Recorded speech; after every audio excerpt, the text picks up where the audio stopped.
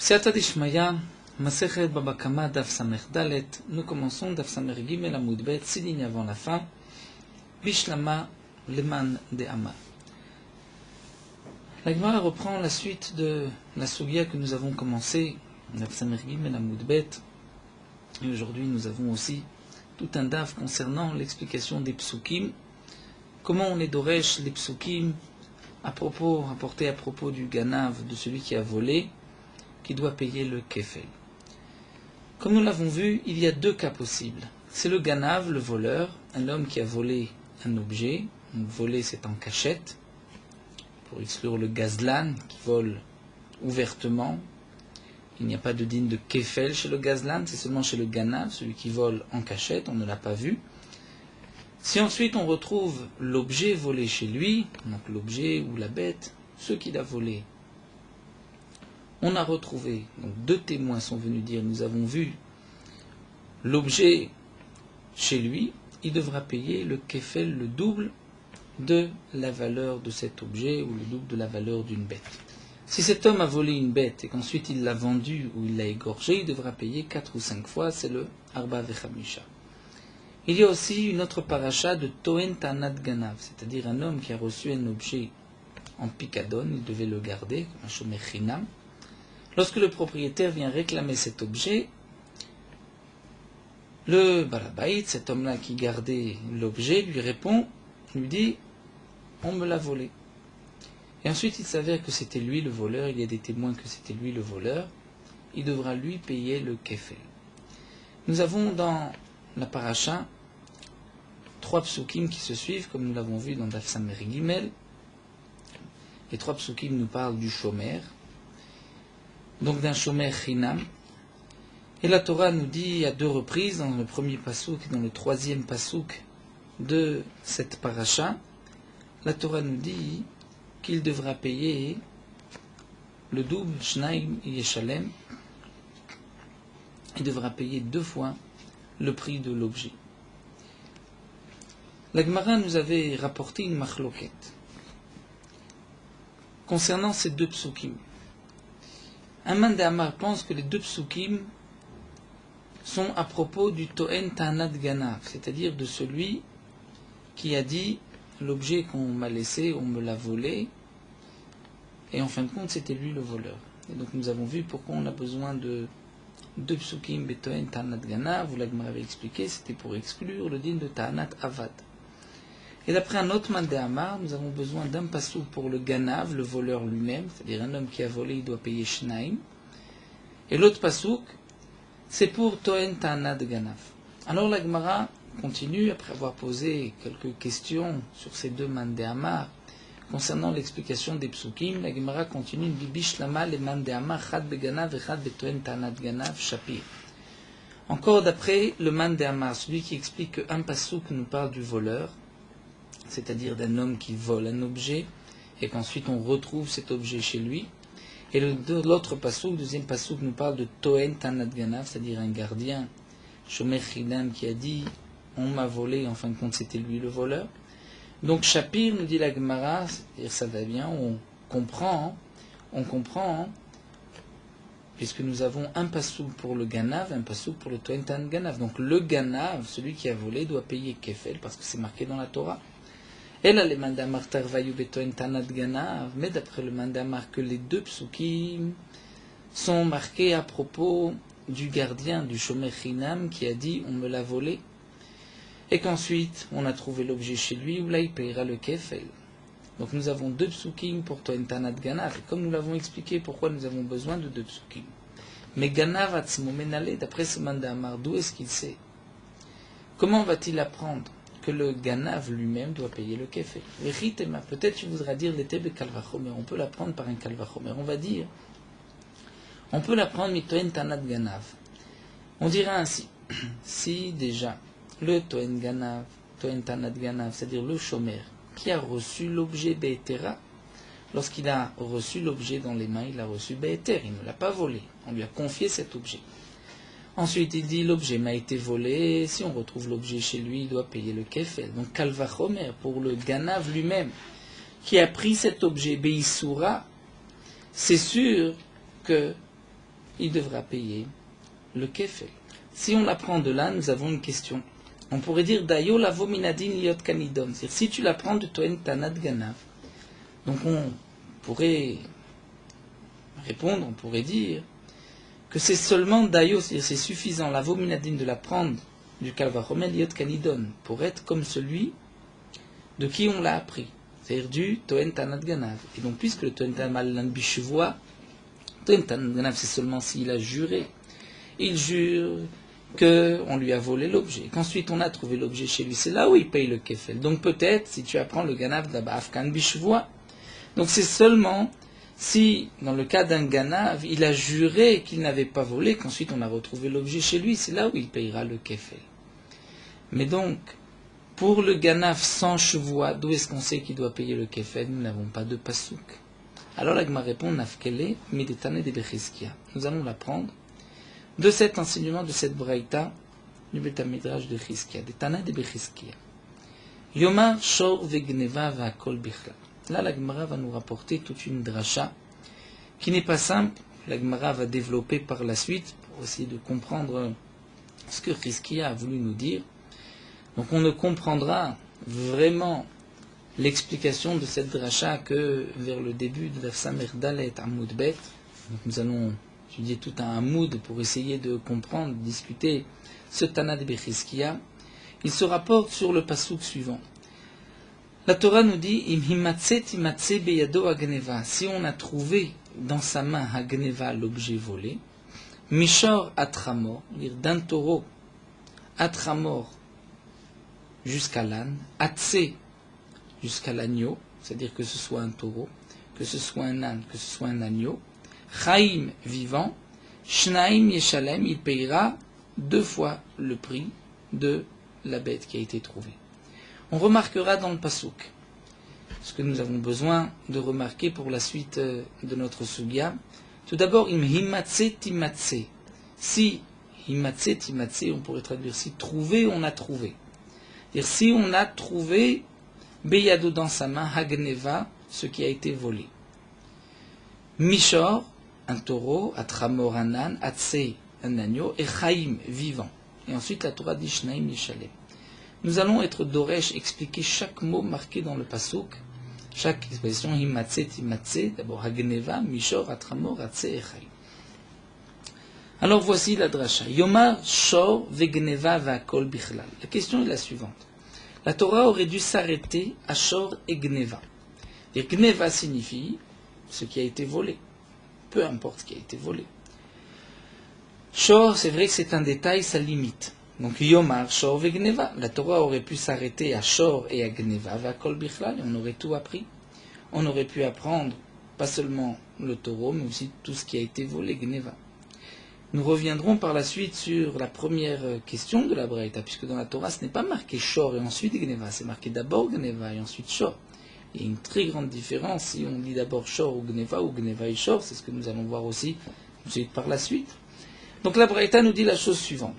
Si la Torah avait marqué juste Shor ve Gneva, c'est-à-dire que la Torah n'avait pas précisé l'âne ni l'agneau, alors j'aurais pu dire Akol Bichlal, tout va être inclus, va être appris de ces 2 mots. Et comme nous l'explique ici Rashi, par le principe de Ke'en Aprat, c'est-à-dire on va apprendre tout ce qui se déplace et qui a une valeur. Donc on va inclure aussi toutes les bêtes, les objets. Pourquoi la Torah a-t-elle besoin de nous parler de Hamor et de Sé aussi? La réponse nous dit donc Chizkia, car si c'était ainsi, Haïti Omer, j'aurais pu réduire le Ken Aprat, c'est-à-dire ce que je vais apprendre par ce détail, et j'aurais dit Ma'aprat mefouraj karev le gabamizber, puisque le détail marqué dans la Torah, c'est le taureau qui peut être sacrifié, donc je vais dire Avkol karev le gabamizber, seulement ce qui peut être sacrifié. C'est vrai que d'emblée on ne comprend pas la dracha. Pour être doresh ke'en aprat, il nous faut généralement le klal ou prat ou klal. C'est-à-dire la Torah donne une généralité, ensuite la Torah vient préciser un détail, ensuite la Torah revient avec une généralité comme nous l'avons vu déjà plus haut à propos de Gimel, Bet Amoud Bet, là, m'avait rapporté klal ou prat ou klal, comme c'était marqué Al-Kol Dvar Pesha, c'est n'importe quoi, toute chose, tout ce qui a pu être volé, Al-Shor, Al-Chamor, Al-Sev, Al-Salma. Et ensuite on revient, Al-Kol Aveda. Donc Shor, Chamor, ce sont des détails. Donc c'est vrai que si c'était marqué Klal ou Prat ou Klal, on comprend le Ke'en à Prat. Ici la Braïta ne nous parle pas de Klal ou Prat ou Klal, et pourtant la Braïta va dans le sens de Ke'en à Prat, on apprend comme le détail. Donc ça la Gemara nous l'expliquera par la suite. Donc, dès le départ, nous allons soulever les problèmes pour qu'ensuite la Gemara soit plus facile. Donc reprenons. La Braïta de Chizkia dit la chose suivante. Si la Torah avait marqué juste Shor ou Gneva, c'est-à-dire que la Torah s'était arrêtée au mot Shor et Gneva, on aurait pu tout apprendre. Tout ce qui se déplace, qui est mitaltel et qui a une valeur. Ilokar, mais nous dit la Braïta, c'est ainsi, j'aurais pu dire, je vais apprendre comme le prat, ma prat, mes froiges, karev le mizbeach, seulement ce qui peut se sacrifier sur mizbeach, afkol, karev le mizbeach. Donc je vais dire, je ne peux inclure que ce qui va être sacrifié sur le mizbeach. Et la Gemara donc continue. C'est pour cela que je vais marquer le C. Pourquoi? Parce que Mayesh lecha le'avi, si tu apprends du Ke'en à Prat, qu'est-ce que tu vas inclure? Tu vas inclure le C, l'agneau. Donc je vais limiter le Kefel seulement à l'homme qui va voler un taureau, un agneau ou toute bête qu'on peut sacrifier sur le Mizbeach. Donc lorsque la Torah continue, chez Omer C, que la Torah nous précise le C, qu'est-ce que la Torah veut nous apprendre? C'est amour, c'était déjà inclus. Si la Torah ne marque que Shor et Gneva, même si je veux limiter le Ken à Prat, en disant Karev le Gamizber, je vais apprendre le C, donc pourquoi la Torah veut nous dire C? Haman Imekayem Gneva, donc pourquoi la Torah nous marque Gneva? C'est-à-dire, comment vais-je être Doresh, le Ken à Prat grâce au Gneva, comme nous verrons encore par la suite, c'est les Rabot Kol Davar, c'est-à-dire par le C et le mot Gneva, je vais inclure toute chose, si ce n'était que pour inclure ce qui est Karev Gamizbeach, Shor suffirait. C'est marqué C pour nous dire toute chose. Alors, la Braïta continue. Alors, Yomar Shor, c'est Gneva. La Torah aurait pu s'arrêter Shor, c'est Gneva, sans marquer Chamor. Ve'akol bichlal, et on aurait pu tout apprendre. Puisque si tu veux limiter à ce qui ressemble au taureau, c'est-à-dire seulement ce qui est Karev de Gamizbeach, je n'ai pas besoin de C. Donc, C, l'agneau, vient en vérité tout inclure. La Braïta continue, Iloukar, si c'était ainsi, Haïti Omer, j'aurais limité différemment le Ken à Prat. J'aurais dit, ma Prat me fourrage d'avoir un Kadosh Biprora. Le Prat, c'est seulement ce qui est Kadosh Biprora, c'est-à-dire ce qui a une Kedusha d'un premier-né. C'est-à-dire, le premier-né d'un taureau a une Kedusha, c'est un Bechor, du C, ou de l'âne aussi. Mais pas d'un cheval ou d'un chameau. Donc un homme qui a volé un cheval ne payera pas le kefel. Donc je vais dire Afkol Davar Akadosh Biprora. Mais seulement Maïsh Lecha Leavi, qu'est-ce que tu vas inclure si tu veux dire tout ce qui a une Kedusha Biprora? Tu vas inclure évidemment pas seulement le taureau et l'agneau et toutes les bêtes domestiques cachères, tu vas même inclure l'âne. Puisque l'âne, il y a aussi une Kedusha Biprora. Et donc, pourquoi la Torah nous a marqué l'âne? Chez Omer Chamor, si la Torah nous marque l'âne, alors que je n'en ai pas besoin, puisque même si c'était marqué juste Shor ou C, je vais apprendre aussi l'âne. Are Chamor Amour, l'âne est déjà inclus par Shor et C. Aman Imekaim Gneva. Donc, qu'est-ce que je vais apprendre du mot Gneva? C'est-à-dire grâce au Gneva, qui est, comme nous l'avons vu, une sorte de klal, d'une généralité. Et grâce à ce mot, on va apprendre Ke'en Apra, donc Ke'en. C'est-à-dire, grâce à Shor, C et Chamor, je vais être les rabot kol davar inclure toute chose. C'est pour cela que la Torah a précisé les trois. Mais alors la Braïta continue. Yomar Shor ve Chamor, C ve Gneva va kol bichlal. La Torah aurait dû marquer donc juste taureau, l'âne, l'agneau, Gneva, mais ne pas marquer Chaim, vivant. Va kol bichlal, je vais tout inclure. Puisque si je veux limiter à une bête qui est Kadosh Biprora, pourquoi la Torah a marqué Chamor?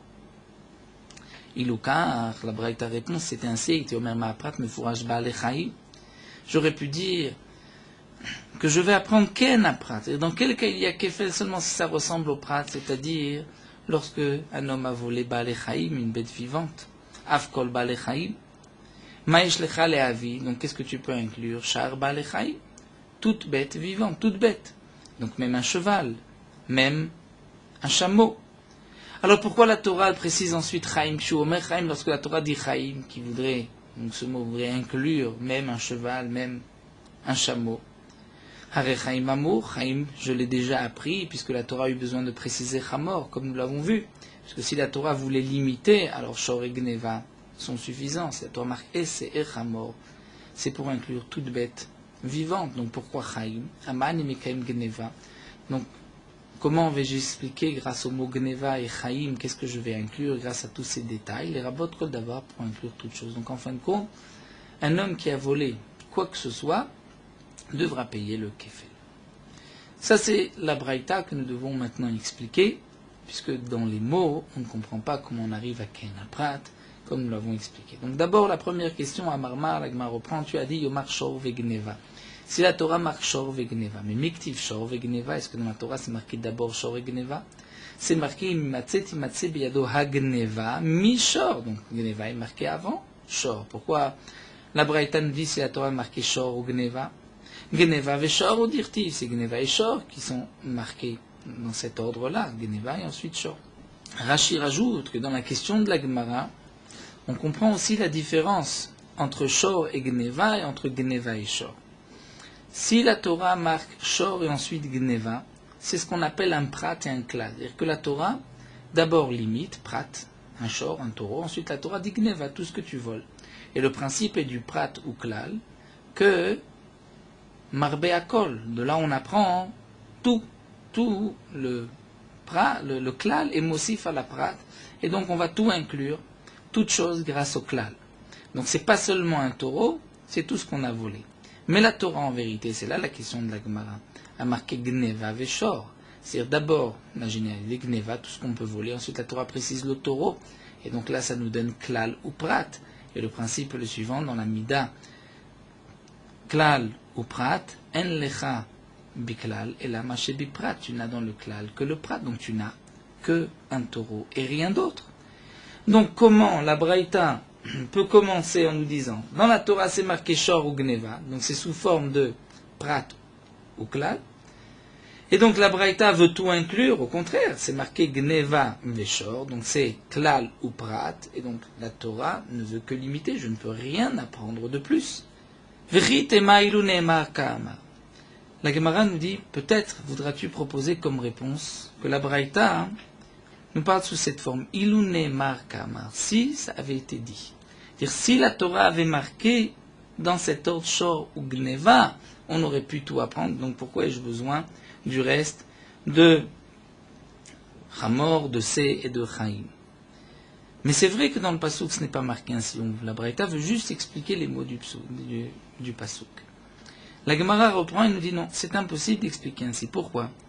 Parce que Ilou Neymar Shor ou Gneva, c'est-à-dire quand la Braïta continue et veut nous dire donc si c'était marqué Shor ou Gneva, c'est-à-dire que si la Torah avait marqué d'abord Shor et Gneva, à ce moment-là, nous avons ce qu'on appelle le prat ou klal. Alors je ne comprendrai pas la suite. Umi matzit amart, comment pourras-tu dire par la suite il ou kachaïti omer, que si c'était ainsi, j'aurais pu dire ma prat me fourrage kerv gamesbea. Si la Braïta nous parle dans le cas où la Torah aurait marqué Shor ou Gneva, donc comment tu peux dire ensuite j'aurais appris ma prat me fourrage, que je vais apprendre ken prat comme le prat et que le prat est quelque chose qui est karev le gamesbea. Mais si la Torah avait marqué Shor et Gneva, à ce moment-là, avait Shor, Prat, le Shor aurait été un Prat, et Gneva aurait été un Klal, Shor le détail, Gneva Klal. Et Prat ou Klal, na se Klal mosif à la Prat, vitrabulu ou Kol Milé. Le principe est que lorsque nous l'avons expliqué, si d'abord il y a un Prat, ensuite un Klal, le Klal vient rajouter sur le Prat, et on va itrabelu Kol Milé, tout inclure. Pas seulement le Prat, mais aussi toute chose. Donc tu ne peux pas ensuite revenir et dire je vais limiter à ce qui ressemble Karev le Gabe Misbeach. Alors la Gemara donc, ne comprend pas la Braïta et on reprend Ela, Kedirtiv Ka'amre.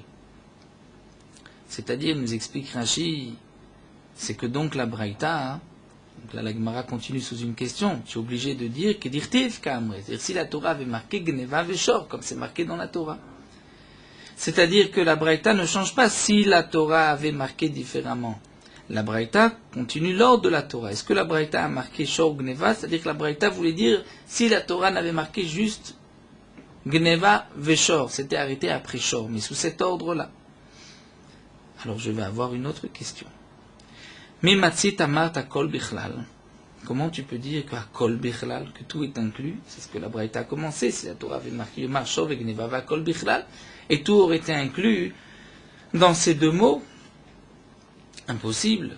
Comment pourrais-tu dire akol bichlal? Ou bien, comment tu peux dire aussi ma'aprat mefourach, qu'on va apprendre comme le prat? N'est-ce pas que si la Torah avait marqué Gneva Veshor, avait les Gneva Klal et Shor Prat, à ce moment-là, Gneva aurait été la généralité, Shor le détail. Et lorsque nous avons Klal ou Prat, En Beklal, Lamash Beprat, je n'ai dans le Klal que ce qui est marqué juste après dans le Prat, c'est-à-dire Shor Ilmidachinelo, que le taureau et rien d'autre. Donc on ne peut pas lire les premiers mots de la Braïta. Si la Torah ne marque que Shor Gneva, Kol Bichlal, tout fait partie de Shor Gneva, ce n'est pas vrai. Si la Torah avait gardé l'ordre de Gneva Veshor, donc ce n'est pas Kol Bichlal, c'est seulement le taureau.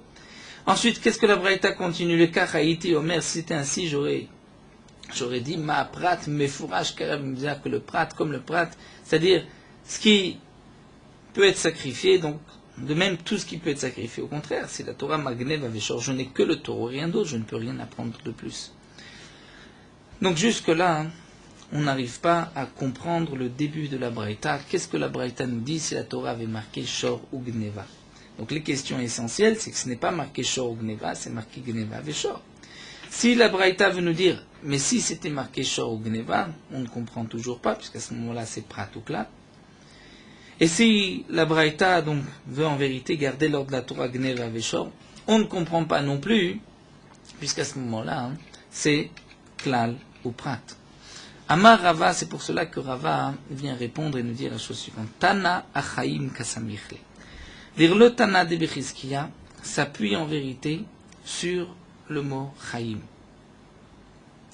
Nous avons deux klal. Nous avons effectivement un klal ou prat ou klal. Le premier klal, c'est gneva. C'est-à-dire gneva, tout objet volé. Mais le deuxième klal, c'est chaim. C'est-à-dire tout ce qui est vivant. Et donc, le premier gneva s'appuie sur le deuxième klal qui est chaim. Et on va être doresh, klal ou prat ou klal. C'est ça ce que le Tana a voulu dire, Kamarle, donc la Torah, le Tana a voulu dire, si la Torah n'a marqué que Shor ou Gneva, c'est-à-dire si je n'avais que Gneva, Shor et Chaim, à ce moment-là j'ai un klal ou prat ou klal, et je vais donc tout apprendre. Et si je vais tout apprendre, donc, pourquoi la Torah a-t-elle besoin de préciser c'est Chamor? Et c'est ce que la Gemara va ensuite expliquer. Seulement, c'est vrai qu'à ce stade-là, si on continue de lire la Braïta, nous allons avoir un gros problème à la fin de la Braïta. C'est lorsque la Braïta nous dit, alors la Torah aurait dû marquer Gneva, Shor, Chamor, c'est, mais pas Chaim. Mais là, au stade où nous sommes, on veut dire que Chaim, c'est le dernier klal. Donc nous avons besoin de Chaim. Rashi nous dit qu'effectivement, la Gemara aurait pu poser cette question, mais la Gemara a d'autres questions. Et c'est vrai que d'après la conclusion, qu'on ne va pas apprendre de Chaim, mais de Himatse, Timatse, c'est là les deux klalim. Donc cette question n'en sera pas une. Donc à ce stade-là, c'est vrai que la Gemara aurait pu poser la question. Donc reprenons. Amar Rava va nous donner l'explication de la Gemara, mais ce n'est pas encore la conclusion. Rava veut nous dire Tana, le Tana d'Abraïta, Chaim Kasamichle, s'appuie sur le mot Chaim. Donc Gneva et Chaim. Et ça nous donne Klal ou Prat ou Klal. Ka'amarle, c'est ce qu'il a voulu dire, ou Ka'amar, si on veut. Donc le premier Klal, c'est Gneva, le deuxième, c'est Chaim, et les Pratim, c'est ce qui est marqué au milieu. Donc la Braïta cherche à comprendre pourquoi tous ces détails, pourquoi un seul ne suffit pas. La Gemara dit, mais c'est impossible d'être Doresh Klal ou Prat ou Klal de cette manière. Valodame Klala Batra, la Klala Kama, le dernier Klal ne ressemble pas au premier, puisque le dernier Klal Chaim ne peut inclure que les bêtes vivantes, alors que le premier Klal va inclure même un objet volé. La Gemara dit, ça ce n'est pas un problème. Hatana de Rabbi Ishmael, ou on peut dire que ça c'est Tana de Bechizkiya d'après Rabbi Ishmael, et Kaïgavne d'Arish Klal ou Prat, qui lui, comme on l'a vu ailleurs, Rashi nous dit dans Masechet Choulin, on voit que Rabbi Ishmael est d'Oresh un klal ou prat de cette manière, même si le klal premier et le dernier klal ne sont pas les mêmes exactement. Et donc on va reprendre la braïta. Voici ce que le Tana de Breskia voulait nous dire. Et là, Rachid nous explique, c'est-à-dire vers la fin de son développement, Tana de Breskia, sa question était la suivante: Im imatse timatse lamali. C'est-à-dire le him imatse timatse, qu'est-ce que ces deux mots veulent nous apprendre? Si on a trouvé, si trouvé, on a trouvé. Comme le dit Rachid, on entend un ribouille. On entend que la Torah veut inclure, si on a trouvé quoi que ce soit. Et là, le Tana se pose la question, mais pourquoi ai-je besoin de ce him himatse timatse? Qu'est-ce que le Tana cherche à inclure? Yomar shor vegneva vechaim. Et donc là, on va reprendre toute la braïta. Le Tana veut arriver en vérité à une question. Pourquoi le him himatse timatse? Donc la Torah aurait pu marquer juste shor gneva vechaim, c'est-à-dire gneva qui est le klal, chaim le dernier klal, et shor qui est le prat. Donc on avons klal ou prat ou klal, vakol bichlal, on aurait tout appris. C'est-à-dire on va tout apprendre, tout ce qui est comme le prat, c'est-à-dire tout ce qui se déplace et qui a une valeur. Goufo mamon. Iluken, et donc le Tana de la Braïta continue, il dit non, si c'était ainsi, Haïti Omer, j'aurais dit, ma prat me fourrage d'avarakav gamizber, je ne vais apprendre que qu'il y a un aprat qui ressemble au taureau, et ce qui peut être sacrifié, afkolakav gamizber. Donc seulement ce qui peut être sacrifié sur le misber, mais rien d'autre. Maïesh leavi, donc le Tana continue, mais si je vais inclure seulement ce qui est karev gamizber, donc qu'est-ce que tu apprends de plus que le taureau? Tu vas apprendre toute bête domestique qui peut être sacrifiée, c'est-à-dire même l'agneau. Donc pourquoi la Torah précise l'agneau? Ou Omer c'est amour, l'agneau était déjà marqué, c'est-à-dire l'agneau était déjà inclus dans le shor, par le klal ou prat ou klal. Donc Haman Mekayem Gneva. Donc pourquoi la Torah a-t-elle besoin de répéter le deuxième prat, c'est, et que grâce à Gneva, qui est le klal ou prat et chaim, le dernier klal, donc c'est en vérité les rabot kol davar pour apprendre toutes choses. Mais la braïta continue, non, si yoma gneva veshor vese vechaim va kol bichlal, et la Torah aurait pu marquer donc juste ces deux prats, shor vese, j'aurais tout appris. La braïta continue, le ken a été omer, ma prat me fourrage d'avoir akadosh biprora. Si j'avais juste shor vese, je vais apprendre en vérité seulement ce qui est kadosh biprora, seulement là où il y a une kudusha d'un premier-né, c'est-à-dire le petit du taureau, donc un veau, ou un agneau, mais je vais exclure ce qui n'est pas Kadosh Biprora. Et je ne pourrai inclure que Afkol Davara Kadosh Biprora. C'est-à-dire le C ne va pas me limiter aux bêtes qui peuvent être sacrifiées, même une bête qu'on ne peut pas sacrifier comme l'âne, le chamor, ma condition que ce soit Kadosh Biprora. Donc Maïsh Lecha Leavi Chamor, tu peux inclure le chamor. Alors pourquoi la Torah précise chamor dans le pasuk Shu Omer chamor, l'anare chamor amour, l'âne est déjà marqué Amane Meken Gneva. Donc pourquoi la Torah a marqué Gneva qui est le klal, ensuite Shor, Se, Chamor et Chaim qui est le klal pour nous apprendre quoi? Les rabot kol davar, en vérité pour tout apprendre. Mais le Tana de la Braïta continue, et là vient la question, Yomar Gneva, Veshor, Vese, Vechamor, Vechaim, Vakol Bichlal. Alors la Torah aurait dû marquer Gneva, Shor, Se, Chaim, et je vais tout apprendre comme nous l'avons vu. Et la question est la suivante, qui n'est pas marquée dans la Braïta, mais que maintenant Rava nous explique. C'est pourquoi la Torah a marqué Himimatse Timatse, qui nous laisse sous-entendre que la Torah veut inclure quelque chose. Mais sans le Himimatse Timatse, je peux en vérité tout apprendre. Donc la question à ce stade-là de la Gemara est, pourquoi c'est marqué Himimatse Timatse? La Gemara répond, Hiluken, parce que si je n'avais que Gneva, Shor, Se, Chamor et Chaim, a été Omer Ma'aprat Mefouraj Baale Chaim, je ne vais inclure que une bête vivante. Afkol Balechaim. Mais je ne peux pas inclure autre chose.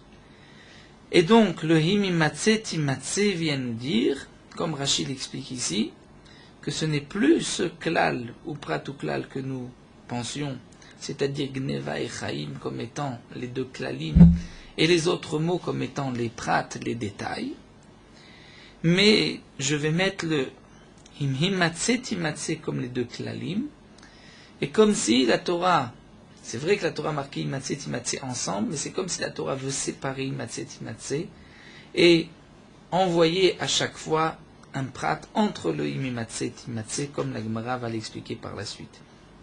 Et donc, là il y a une autre question que nous explique Rava, qui est la question aussi du Tana de Bechizkiya. Pour comprendre donc maintenant la question de la Gemara, Ma yesh lecha le'avi sha'ar ba'alei chaim, shu omer chaim hare chaim amur. C'est-à-dire que la question est la suivante. Pour apprendre les sha'ar ba'alei chaim, les autres bêtes vivantes, je n'ai pas besoin du klal uprat.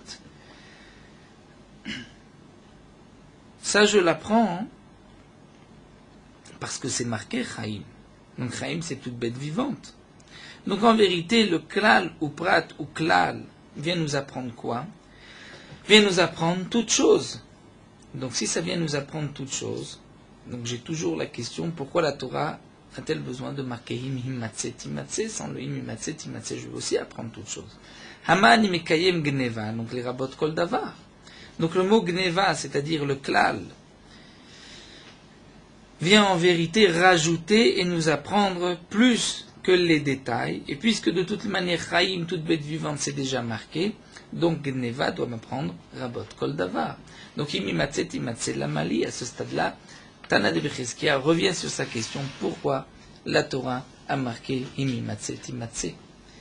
Et donc là, la Gemara, après avoir expliqué ainsi la Braïta, s'étonne même et dit, mais alors il y a Richapir cachele, donc c'est vrai. À ce stade-là, nous n'avons plus de réponse. Quelle est effectivement la réponse? Pourquoi la Torah a-t-elle besoin de marquer imimatse timatse? Et là, la Gemara répond, Mishum deitle picha. Parce que si tu dis ainsi, il va y avoir une picha, une question. C'est-à-dire, si ce n'est pas marqué imimatse timatse, tu ne peux pas apprendre kol davar. Pourquoi? Parce que les rabot kol davar mecha kamaïté, d'où tu vas apprendre les rabot kol davar? Tu veux l'apprendre miklal batra, du klal batra, c'est-à-dire, comme nous l'explique Rashi, lorsque nous avons un klal ou prat ou klal, c'est en vérité le dernier klal qui me permet d'inclure comme le prat. Parce que si je n'ai que le premier klal, le principe est klal ou prat, donc je n'ai dans le klal que le prat, donc je vais limiter. Si j'ai que le prat et le klal, en vérité je vais tout inclure. Donc, c'est le dernier klal qui me permet de tout inclure, mais étant donné qu'il y a un premier klal, je vais me limiter au ke'en prat, c'est-à-dire à inclure grâce au dernier klal seulement ce qui ressemble au prat qui est marqué dans la Torah. Donc, klala goufé chaim, puisque tu veux tout apprendre du dernier klal, dans le dernier klal, puisque c'est chaim à ce stade-là, comme la Gemara l'explique, et que chaim, ce n'est qu'une bête vivante, donc je ne peux apprendre que ke'en aprat, mais je ne peux pas rajouter au-delà de mon dernier klal. C'est-à-dire le dernier mot vient inclure tout ce qui ressemble au ke'en aprat. Mais si le dernier mot est limité, c'est seulement une bête vivante. Donc je ne peux pas inclure plus que cela. Puisque, comme nous l'avons vu, le klal ou prat ou klal, c'est le dernier klal qui vient inclure ke'en aprat. Mais il ne peut pas inclure plus que ce qui est marqué dans le klal lui-même. Donc si c'est ainsi, le klal ou prat ou klal maïkaman ele, donc en vérité je n'ai plus besoin du klal ou prat ou klal. Si le dernier klal c'est chaim, qu'est-ce que vient m'apprendre le klal ou prat ou klal, tous ces mots-là? Il a tout kol davar, si c'est pour m'apprendre toute chose, c'est-à-dire même une... Si c'est pour m'apprendre toute chose, donc même ce qui n'est pas une bête, c'est impossible, à chaim ktiv. C'est marqué chaim, donc ba'alei chaim, inmide achin nelo, seulement une bête qui vit et pas autre chose. Et donc c'est pour cela que donc la Gemara répond, j'ai besoin de imimatse timatse, je ne peux pas me suffire au klal ou prat ou klal en considérant gneva comme étant le premier klal, chaim comme étant le dernier klal, et shor, chamor et se comme étant les pratim, puisque je ne pourrais pas apprendre kol davar. Et donc là on va expliquer mishumachit sterir, c'est pour cela que j'ai besoin de imimatse. Pour me dire imimatse timatse, à ce moment-là, ça devient les deux klalim. Mais la Gemara continue, Amri vashne klalot ismicha adadeninu, mais ce sont deux klalim qui sont marqués en même temps, l'un à côté de l'autre, imimatse, timatse. Et normalement, le klal ou prat ou klal, c'est lorsque le prat est entre les deux klalim. La Gemara répond à Maravina, Ravina explique, et d'Amri b'Maharava. C'est comme, on dit b'Maharava à l'ouest, en Eretz Israël, kol makom shata motze shne klalot asmuchim zelazeh. Chaque fois que tu trouveras deux klalot, c'est-à-dire deux klalim, deux généralités qui sont marquées l'un à côté de l'autre, à tel prat benem. C'est comme si la Torah voulait dire, mets le prat entre les deux, vedonam bichlal ou prat, et tu vas apprendre comme le klal ou prat. Et donc, shadé shor ben imatse timatse, tu vas jeter le shor qui est marqué après, entre imatse timatse, la tuyimai, pour nous apprendre quoi? Hila tous les baechaim, donc là la Gemara revient, pourquoi ai-je besoin de tous ces pratim? Si c'est pour m'apprendre tous les balechem, toutes les bêtes vivantes, ça c'est marqué aussi comme klal, puisque maintenant ce klal devient un prat, c'est marqué mechaim, mochaim, nafka. Ce mochaim va devenir aussi un prat entre les deux klalim immatset immatset.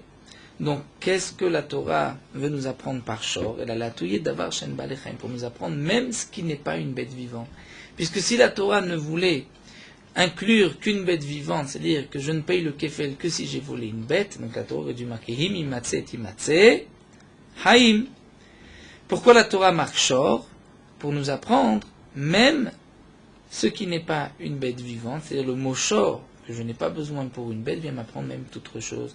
C'était pour me dire, Vedrosh Achi, tu vas être Doreshassi, Ma'aprat, mais il faudra regarder le shor non pas comme une bête vivante, mais comme étant d'avoir un métatel, quelque chose de mobile, Vegoufo Mamon, dont son corps est une valeur, vaut de l'argent, Afkot d'avoir métatel, Vegoufo Mamon, et je vais donc inclure toute chose qui est métaltel et Goufo Mamon et qui a une valeur. D'avoir métaltel, c'est pour exclure, nous avons vu les terrains, et Goufo Mamon pour exclure les shtarot. Mais tous les objets, je peux les inclure. Alors nous avons compris pourquoi la Torah a marqué him himatse timatse, pourquoi la Torah a marqué le mot chaim, et pourquoi la Torah a marqué le mot shor. Il nous reste à comprendre maintenant pourquoi la Torah a marqué chamor, et pourquoi la Torah a marqué aussi se. Vetou, et encore, on continue, shadeh chamor ben imatse timatse, tu vas envoyer, jeter le mot chamor entre imatse timatse, la tout imaï, pour nous apprendre quoi? Il a tout d'avoir shen bale chaim, si c'est pour nous apprendre même ce qui n'est pas une bête vivante. Alors, Mishor Nafka, ça je l'ai déjà appris de Shor. Et là, la touillée d'avoir Messouyam.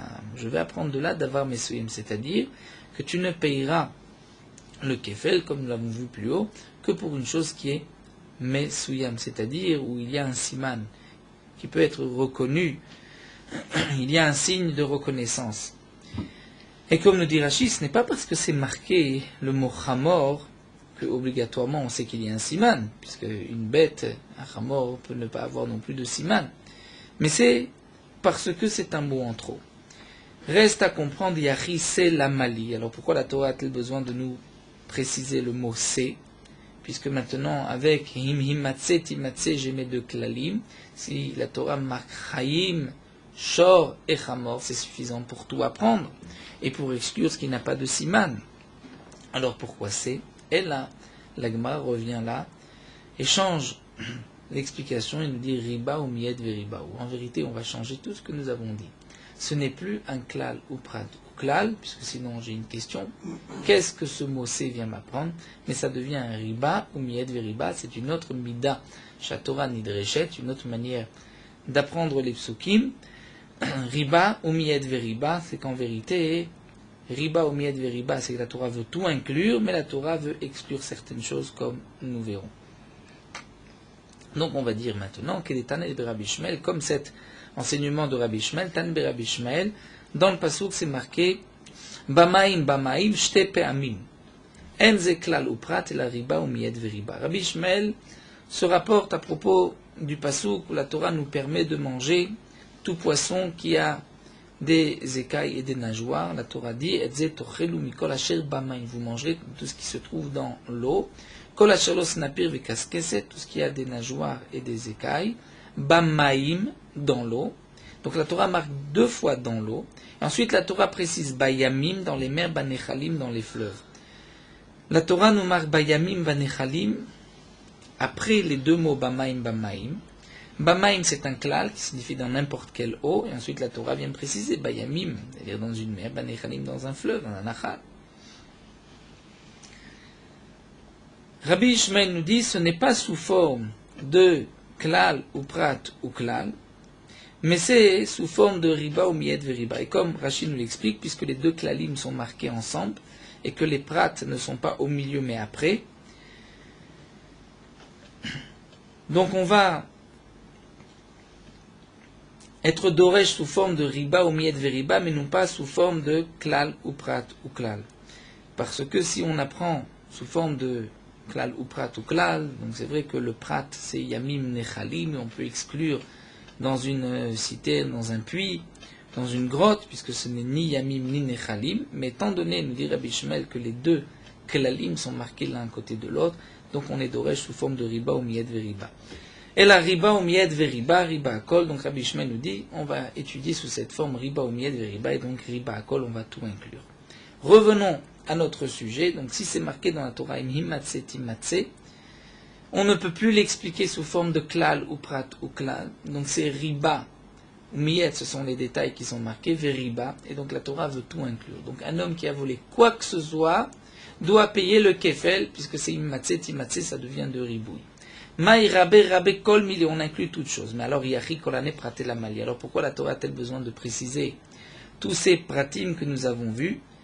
C'est-à-dire, nous avons vu le mot gneva, chaim, nous avons vu le shor, le chamor et le sé. Donc l'agma va nous expliquer.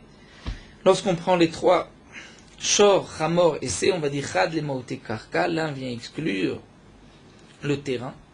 Chad le maoté avadim, l'autre vient exclure un esclave, et chad le maoté shtarot, l'autre vient exclure un acte de prêt. Un homme qui a volé un terrain, qui a volé un esclave ou un acte de prêt ne payera pas le kefel. Et gneva vechaim, pourquoi ces deux mots sont marqués? L'egderav pour cet enseignement de Rav de Amar. Rav va nous dire achaye le keren ke'en sheganav, c'est une loi que nous verrons par la suite, où Rav nous dit lorsqu'un homme a volé une bête et que cette bête s'est affaiblie, ou bien elle a perdu de sa valeur, on doit payer comme au moment du vol. Donc chaim signifie, chaim, gneva chaim, signifie achayeu, fait revivre le keren de la gneva, c'est-à-dire fait le revivre comme il était au moment où tu l'as volé.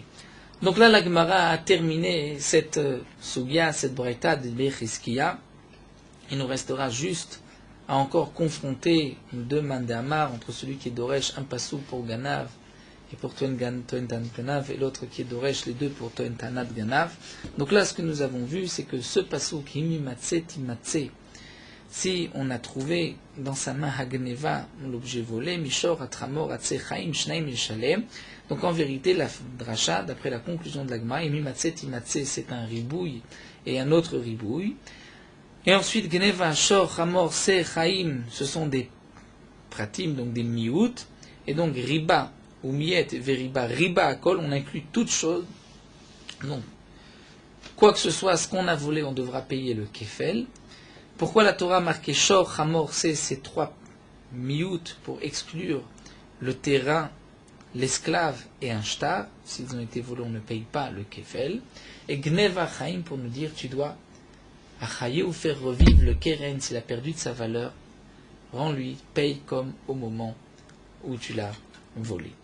Alors la Gemara continue, il nous reste juste à confronter les deux mandamar, ou le mandamar chad beganav echad pentan ganav. Ce que nous avons vu ici, c'est d'après le mandamar qui nous dit que les deux psukim étaient pour Toen Tanat Ganav. Mais pour le din du Ganav lui-même, ça nous avons appris de toute cette braïta, Mimatzeh Timatzeh. Mais d'après le mandamar que Chad Beganav les psukim que nous avons vu auparavant, c'est un pour le Ganav, c'est-à-dire Kiiten. Nous avons vu deux psukim, Kiiten Ishel Re'eu, et l'autre pasuk al Kol Devar Pesha, où c'était marqué Shnaim Yeshalem. Donc en fin de compte, dans la Torah, nous avons 3 fois marqué Shnaim Yeshalem, de ce que nous avons vu. Donc là, Gemara reprend d'après celui qui pense qu'un pasuk c'est Beganav, l'autre Betoen Tanat Ganav. Et donc le Ganav Atzmo, Nafkele, on apprenait de Mimatzeh Ha Ganav, du pasuk qui iten, comme nous l'avons vu auparavant, qui iten Ishel Re'eu, Mimatzeh Ha Ganav. Donc la question revient. Ce dernier pasuk qui Mimatzeh Timatzeh, Maïdarish B, qu'est-ce que lui va apprendre de ce pasuk? Et la Gemara répond, mais va Rava Baridae. Il en a besoin pour cet enseignement de Rabba Barilai. D'Amar Rabba Barilai, Rabba Barilai a dit Maïta Ama de Rav. Quelle est la raison de Rav de Amar qui a dit Modé Biknaz Arkar Baouedim Patour? Que si un homme reconnaît avoir volé, qu'ensuite des témoins sont venus dire mais il a l'objet chez lui, il est patour. D'où est-ce qu'on sait qu'il est patour? Pourtant il a des témoins. Mais c'est vrai qu'il a reconnu. Et un knas Modé Biknaz Patour. Dire-tiv, ça on l'apprend du passou qui mimatzeh timatzeh. Dire que la Torah dit hi mimatzeh timatzeh. Im himatzeh be'edim. Timatzeh bedayanim. Si tu l'as trouvé par des témoins, timatzeh bedayanim, tu devras payer devant les juges. Prat, de là on exclut. Et marché est atzmo, celui qui est venu lui-même avouer. Même si ensuite sont venus des témoins, puisque le premier matzeh, ce n'est pas par des témoins, mais c'est lui qui est venu avouer, il ne payera pas le kefet. Ça, je l'apprends de Himi Matzeh Timatzeh. Alors l'agma continue. Le mandama tavayuton tanat ganav. D'après ce mandama que nous avons vu, qui lui pense que les deux psukim Ki ten ishel reu et al kol devar pesha nous parle de tentan ganav. Et donc le imimatse timatse, on utilise les ganav atzmo pour le voleur lui-même. Marchia atzmo minalan. D'où est-ce qu'on sait qu'un homme qui vient lui-même avouer qu'il est patour? La Gemara répond, Maché Yershion Elohim, j'ai un autre pasouk qui nous dit que le Bedin va, celui dont le Bedin va condamner à payer. Velo marché et atzmo. De là on apprend, c'est lorsque le Bedin condamne et non pas lorsque lui avoue. Alors la Gemara retourne, d'après l'autre madama qui dit que un passou qui ten c'était begana, toentana ganav, c'est alcool devar pesha. Et donc d'aiteli matse, on apprend marché et tatzmo, celui qui avoue. Alors arché yarshiyun, maïd archeve, qu'est-ce que lui va apprendre de ce passou? Kamarlecha, lui va l'apprendre. On va il les modé biknas des patours pour nous dire que modé biknas il est patour, c'est-à-dire modé biknas en général il est patour. C'est-à-dire, nous explique Rashi, un premier passouk pour Modé Biknas il est patour, et un deuxième passouk pour nous dire que Modé Biknas il est patour, même si des témoins viennent. Parce que si je n'ai qu'un seul passouk, je vais dire, c'est seulement si il reconnaît, mais des témoins ne sont pas venus. Mais si des témoins viennent ensuite, il devra payer. Donc, puisque j'ai deux psoukim pour Modé Biknas, pour me dire que Modé Biknas, tu reconnais, tu es patour, et même si des témoins viennent, tu es aussi patour. Au mandamar tavayuten tanat ganav. Et celui qui pense que les deux psukim sont betoen tanad ganav, donc je ne vais pas avoir deux pasuk pour Modé Biknas, eh bien lui, effectivement, Kassava, Modé Biknas, lui pensera que c'est seulement si tu es Modé Biknas et que des témoins ne sont pas venus. Mais si des témoins viennent par la suite, tu es aussi Chayav. Alors la Gemara continue, d'après celui qui pense qu'un pasuk, le pasuk qui ten ishel reu, c'est beganav, du voleur. Chad betoen tan ganav, c'est alkol devar pesha, pour le chômeur qui dit on m'a volé. Denaf que les ganav me'atam, donc on apprend le din du ganav de là-bas. Bishlama imatse timatse, encore le pasuk imatse timatse, on peut l'expliquer des Rava Barilae. On peut l'expliquer comme Rava Barilae, que imatse timatse vient nous dire que imatse timatse, c'est imatse be'edim, timatse be'dayanim, pour nous dire que Modé Biknas, même si les témoins sont venus après, tu es pas tout. Mais malgré tout, d'après ce mandamar, val kolane praté la malib, pourquoi la Torah a-t-elle besoin de marquer tous ces pratiques dans le pasuk de imatse timatse, de nous dire Shor, Chamor, c'est encore d'après l'autre mandama, puisqu'on apprend de là-bas le digne du ganav, du voleur. J'ai besoin de tous ces pratiques pour exclure le karka, pour exclure les avadim, pour exclure le shtar. Mais d'après lui, pourquoi tous ces détails? Quel est Tanel de Rabbi Shmuel, pour cet enseignement de Rabbi Shmuel, Tanel de Rabbi Shmuel, Kol Parasha Shneim, Ravi Nishnit, Lo Nishnit Davar Shenitrat Dejba. C'est-à-dire en vérité, c'est vrai que je n'en ai pas besoin. Parce que je peux l'apprendre déjà des psukim précédents, du din du ganav, comme nous l'avons vu, qui ten ishel reu, kesef, okelim nishmor, etc. De ce passage qu'on apprenait déjà tout. Seulement, Rabbi Ishmael nous dit que lorsque la Torah a déjà enseigné une paracha et la répète, la Torah, même si elle utilise donc tous les détails, ce n'est en vérité que pour nous enseigner un seul chidouche, et la devashin tradejba.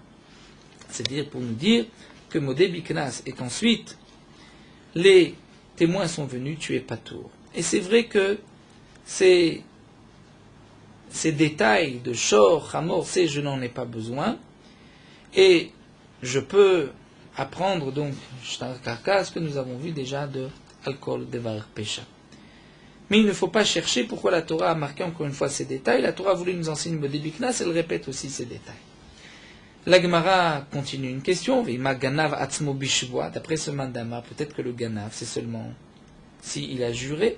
Étant donné que tu l'apprends du pasouk de alcool, de var, pesha et qui ten où là-bas il doit jurer, c'est peut-être seulement s'il jure. Alors la Gemara répond le salkadata des Tanya parce que j'ai une autre braïta. Les Tanya Rabbi Yaakov, Omer Rabbi Yaakov nous dit Shnaim Yeshalem, ce qui est marqué dans le pasouk qu'il payera le double. Shelo bishvoa, c'est même si le voleur ne jure pas. Attends, Shelo bishvoa, no bishvoa, est-ce que c'est lorsqu'il ne jure pas ou seulement s'il jure? Amarta, tu vas dire lokachaya, n'est-ce pas que c'était ainsi? C'est-à-dire maï lokachaya. Amar Abaye lo lichtavach mana Shnaim Yeshalem beganav. La Torah n'avait pas besoin de marquer Shnaim Yeshalem à propos du voleur, et je peux l'apprendre par un kalvachomer de Toen Tanat Ganav. Ma Toen Tanat Ganav de Beterat Liyadi qui lui a reçu l'objet Betera, il ne l'a pas volé. Et à Makra, la Torah dit Shalem, très, il paye deux fois. Alors Ganav Atzmod Bisurat Liyade, le Cholchiken, le voleur lui-même, puisque lui il a volé, il a pris l'objet Beisora, n'est-ce pas à plus forte raison qu'il devra payer le Kefel? Alors, Shnaim Yeshalem Kadrach Mana Beganav Atzmo Lamal. Il nous dit Rabbi Yaakov, alors pourquoi la Torah vient préciser Shnaim Yeshalem pour le Ganav lui-même, pour nous dire d'Afilu Shelo Bishuvua, que même s'il ne jure pas, il devra payer aussi le Kefel. Donc nous avons tout trouvé d'après tous les Mandéama. Il nous reste une dernière question. Vaïhimi Matse la Chiudeate, demande l'Agma, mais ce passou qui Matse vient nous apprendre ce que tu viens de dire, c'est-à-dire ou bien le riba, ou miet veriba, ou bien imimatse, beidim, timatse, bedayanim. Ah, mais valik detana, pourtant j'ai besoin de ce passou pour cet enseignement.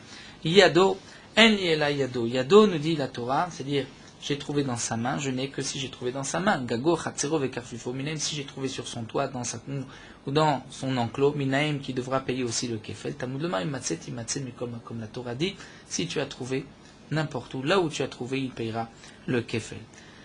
Donc tu vois que ce passouk imatse timatse vient nous dire, c'est pas seulement ce que tu as trouvé dans les mains du voleur, mais n'importe où dans son domaine. Donc tu ne peux pas apprendre deux choses. La Gemara répond si, imken les makras, la Torah voulait nous apprendre juste une chose, la Torah aurait dû dire, oh, himatse, oh timatse, le même lachon. Midisha nekra, puisque la Torah dit une fois himatse, une fois timatse, shma minatarte pour nous apprendre deux choses. Le fait d'abord que la Torah est répétée vient nous apprendre un enseignement, le fait que la Torah ait changé les termes himatse à timatse pour nous apprendre un deuxième enseignement. Et donc là, nous avons donc clôturé cette sougya, compris d'après chaque mandama, qu'est-ce que chacun a appris du pasouk et comment a été Doresh des autres psukim. Poursuivons avec Morot Halacha Daf Samer Dalet, concernant l'île lorsque on se coupe les ongles. Certains poskim ont marqué qu'un homme ne doit pas se couper les ongles des pieds et des mains le même jour, puisqu'il y a une sakana, un danger. Et que si on se coupe les ongles avant Shabbat, il vaut mieux couper les ongles des pieds le jeudi et les ongles des mains le vendredi. Le Rama nous enseigne et marque que celui qui se coupe les ongles ne doit pas se couper les ongles selon l'ordre des doigts, doigt après doigt, puisque de couper ainsi, ça apporte la pauvreté et l'oubli, et chas v'shalom d'enterrer ses enfants. Seulement il faudra d'abord commencer par la main gauche, en commençant par le 4e doigt, c'est-à-dire